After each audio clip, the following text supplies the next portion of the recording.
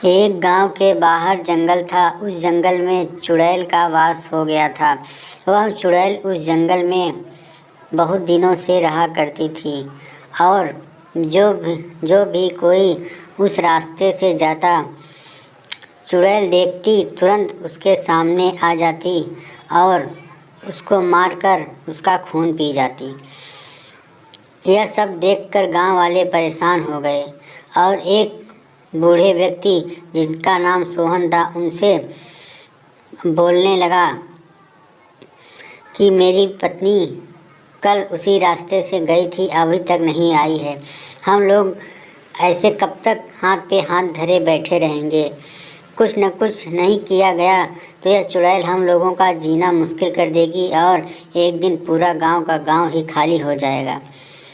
यह सब बात सोहन सुना और सोहन बोला, चलो अच्छा ठीक है, हम लोग इसका कुछ न कुछ उपाय निकालते हैं, नहीं तो गांव वालों में इसकी दहशत बनी ही रहेगी। उसके बाद सोहन एक तांत्रिक को जानता था। बोला, चलो हम लोग एक तांत्रिक के पास चलते हैं, और सब लोग उस तांत्रिक के पास चल देते हैं।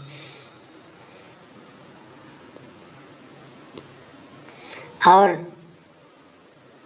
तांत्रिक के पास जाने के बाद वह सोहन पूरी दास्तान बताता है कि ऐसे हम लोग उस चुड़ैल से परेशान हैं और जो भी कोई उस रास्ते से जाता है चुड़ैल उसे नहीं छोड़ती है।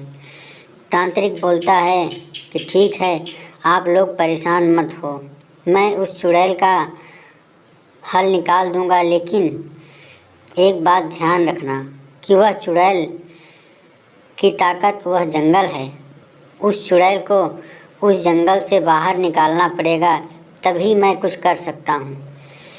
सब लोग डर गए कि उस चुड़ैल को उस जंगल से बाहर कैसे निकालेंगे, कौन निकालने जाएगा उसको। सोहन बोलता है, ठीक है, आप जैसे कहेंगे मैं वो करूँगा। उस चुड़ैल को मैं गांव में लेके आऊँगा उस जंगल से बाहर। फिर सोहन उसी रास्ते पे जाने लगता है जिस रास्ते में जंगल था। कुछ दूर जाने के बाद चुड़ैल उसके सामने आ जाती है और बोलती है, चलो बहुत दिन बाद आए हो, कम से कम अब आज मुझे खून पीने को तो मिलेगा। यह सुनकर सोहन डरने लगता है और थोड़ी हिम्मत करके बोला कि आप मुझे मार कर क्या पाएंगी? आप मुझे मार देंगे, फिर आपको कुछ दिनों तक इंतज़ार करना पड़ेगा। इधर आपके डर से कोई भी नहीं आता है और आपको इंतज़ार करना पड़ेगा। अगर आप मुझे नहीं मारोगी तो मैं रोज़ डेली आपको किसी एक का खून पिलाता रहूँगा। जिसको भी मारूँगा आपको लेके चलूँगा, आप उधर चल के खून पी लीजिएगा, क्योंकि मैं जिसको भी मारूँगा यहाँ पे ला नहीं सकता। चुड़ैल सोचती है कि क्या इसके ऊपर भरोसा करना ठीक रहेगा। फिर कुछ देर सोचने के बाद बोलती है, ठीक है, और उसके साथ चली जाती है। सोहन यह सब दास्तान उस तांत्रिक को जाके बताता है और बोलता है कि मैं आज उसको अपनी बातों में फंसा लिया हूँ और उसको कल लेके आऊँगा। तो तांत्रिक बोला, ठीक है, मैं सब व्यवस्था अपना किया रहूँगा, तुम उसको लेके आओ। और दूसरे दिन वह सोहन जाता है चुड़ैल के पास, बोलता है कि चलिए, मैं आपके लिए खून तैयार करके रखा हूँ।